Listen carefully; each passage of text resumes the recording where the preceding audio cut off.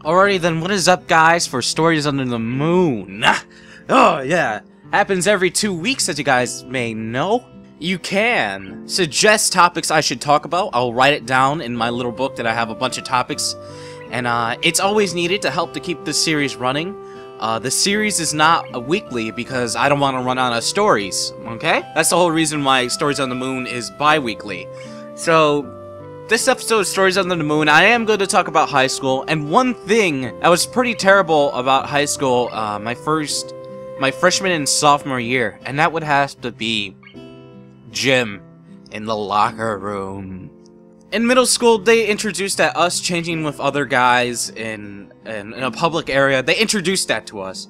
But in high school, it was a totally different thing. Showers weren't mandated. You didn't have to take a shower, but it was recommended to take a shower. Now, me personally, I didn't take a shower, but there was a lot of guys who were who played football, because football was really prominent in our school. Our school won like whatever the high school football championship like 4 years in a fucking row. We have like some sort of legend or something because our players were such a beast, and I believe one of the people who was like a defensive end or a middle linebacker or something of those sorts, he actually got recruited for college ball and got a full free trip. I don't remember his name because obviously I was a freshman and sophomore and I didn't honestly pay attention to any of that shit. But I guess it's kind of pretty cool now that I look at it. But I'm actually talking about the locker room now. Okay, the locker room, it smelled like balls, pretty much. It's typical. You get to choose your own locker. It's shared over a different block of classes. So if you don't know what a block schedule is, let's say, I believe most high schools have around 8 to 10 classes a day, but they're around 45 minutes. 30 minutes. Well, my school had this thing called a block schedule where, let's say you have 8 classes, you divide them in half. You have an A day, which is your first 4 classes, and then a B day, which is your next 4 classes. And you would have Monday, A day on Monday, B day on Tuesday, A day on Wednesday, B day and Thursday, and it'll keep cycling off. So we had like an extra day to do homework, but we had to sit in class for about an hour and 25 minutes, which actually helps a lot if you really think about it. So we have a bunch of kids who want to choose a locker. There's small lockers that look like little storage lockers, and there's the big lockers that look like you could fit a whole goddamn wardrobe in. Well, I ended up being one of the last classes. I ended up being B4. So that's the last class. So I had all these lockers around me, all these locks on them. They give you a free lock. You gotta go find one. And I went to go find one, and somewhere that was empty when I first got there, but filled up with a bunch of fucking people. Now, I'm gonna tell you about one of my experiences and shit that I've seen in the locker room. Now, if you remember, I said most of the sports guys usually took a shower right after gym. I remember I was changing, right? I usually kept my eyes forward, change. I don't care, do whatever, put my deodorant on, just get my shit on fast as I can.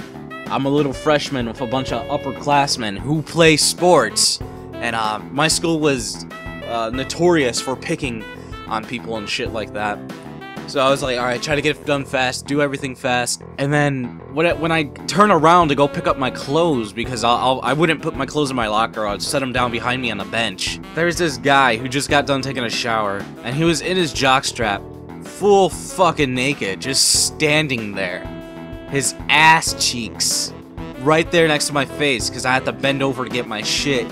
And it was the hairiest fucking ass you could ever see. I'm surprised I haven't fucking forgot about it. It was terrible, dude.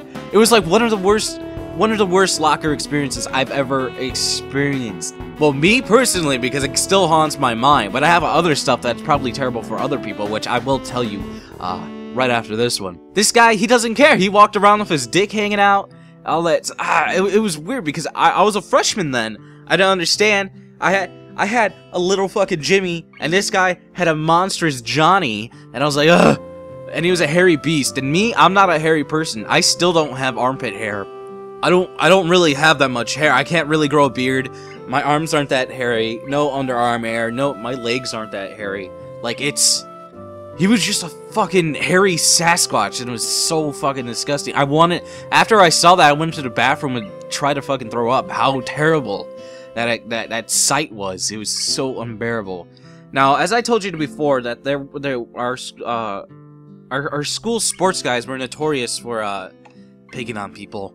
Well, one of these times, I actually seen them take this guy's gym shorts, toss it around all around the room. So if I was to say how big the locker room was, man, I can't compare it because well, if you would say it was probably the size of like four bathrooms, most likely.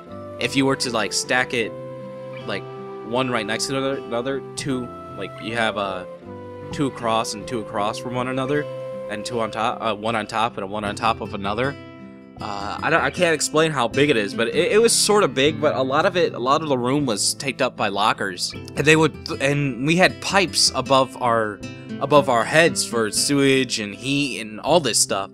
And the kids, these guys, they took this guy's gym shorts and you just throw it around everywhere. These little guys trying to chase him, trying to get him. They push him down or try to wiggle it in his face and try to make him grab him and throw it. And one of these guys, he threw up at the highest pipe, which you can't climb. You can't climb on the lockers and then get on the pipe and get it, like most kids used to.